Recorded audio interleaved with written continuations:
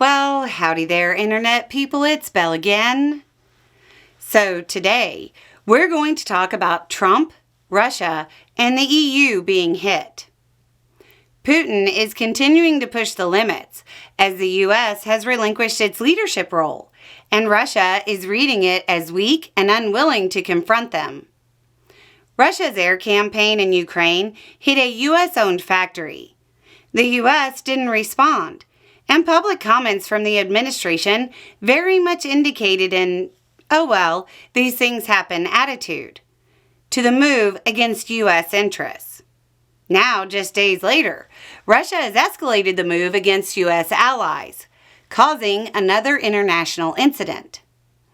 Russia's strike against civilian targets in Ukraine have now damaged buildings, including those housing the British Council and the EU delegation. Thankfully, the staffs of those entities are safe, but the move shows a marked escalation from Russia. The wider air operations conducted at the same time resulted in substantial loss of life in Ukraine. The UK and EU are summoning Russian officials.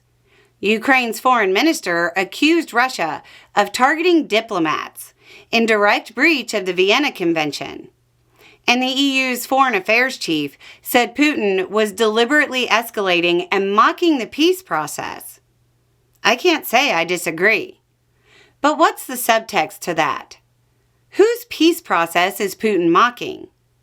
Trump's. Who is Putin mocking? Trump.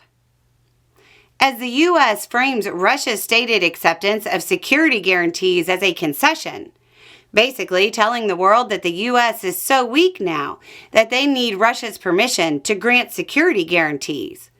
Russia is demonstrating that they don't care about the guarantees because they will hit Western targets. Do you think it's a coincidence that they struck at U.S., EU, and British interests?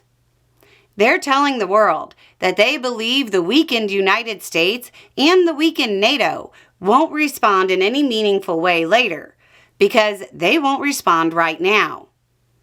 Putin is spitting in Trump's face. This was an almost guaranteed outcome once Trump ruled out the deployment of tripwire troops to secure a peace. There will be a video down below. When Trump said he wouldn't commit troops during peacetime, he told the world he wouldn't commit them now, and that the U.S. targets were fair game. While the U.S. remains passive, the European Council president said, quote, "The EU will not be intimidated. Russia's aggression only strengthens our resolve to stand with Ukraine and its people." The UK Prime Minister, Starmer, said, quote, "Putin is killing children and civilians and sabotaging hopes of peace. This bloodshed must end." These provocations will continue unless the West takes a stand against them. It doesn't require military force directly, but it is going to require turning the supply of assistance to Ukraine back on. The world tried it Trump's way. It led to diplomatic and civilian targets being struck, and kindness being taken as weakness.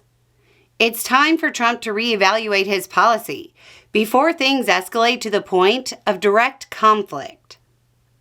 Anyway, it's just a thought. Y'all have a good day.